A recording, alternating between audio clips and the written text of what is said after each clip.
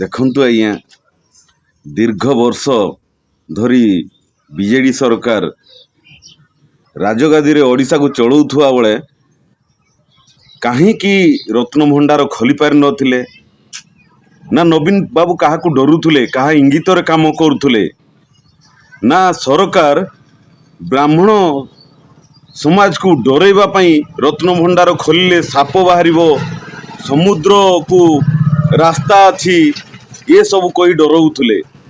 ନା ଏ ରତ୍ନଭଣ୍ଡାର ଖୋଳ କରିଦେଇ ସାରିଛନ୍ତି, ଆଉ ନାହିଁ ସେ ଭିତରେ କିଛି ଯେଉଁ ସବୁ ଜିନିଷ ରହିବା କଥା ସେସବୁ ଖୋଳ କରିସାରିଛନ୍ତି, ତାହା କାହାରିକୁ ଜଣା ନାହିଁ।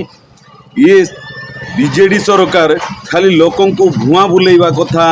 ଦେଖନ୍ତୁ, ଚାରିଦ୍ୱାର ବିଜେପି ଯେତେବେଳେ ଆସିଲା ଚାରିଦ୍ୱାର ସାଙ୍ଗେ ସାଙ୍ଗେ ଖୋଲା ହେଲା, ହେଲେ 25 ବର୍ଷ ଧରି ଯେଉଁ ସରକାର ଚଲେଇଥିଲେ ରତ୍ନଭଣ୍ଡାର ଖୋଲିବା ପ୍ରସଙ୍ଗ ସେ ସବୁ କରିପାରିଲେ ନାହିଁ।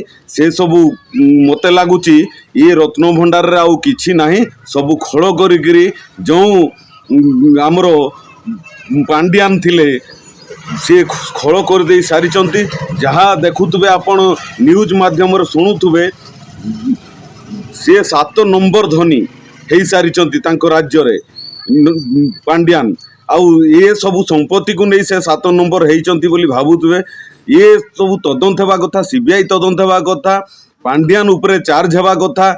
ଏ ସରକାର ବରିଷ୍ଠ ଯେଉଁ ମନ୍ତ୍ରୀମାନେ ଥିଲେ ତାଙ୍କ ଉପରେ ଚାର୍ଜ ହେବା କଥା। କାହିଁକି ଏସବୁ ହେଇଛି ଏବଂ କାହିଁକି ଖୋଲି ପାରିନଥିଲେ, ଏବଂ ସିବିଆଇ ତଦନ୍ତ ହେବା ଦରକାର ସେ ଏଠି କ'ଣ କ'ଣ ଥିଲା, କ'ଣ କ'ଣ ନାହିଁ।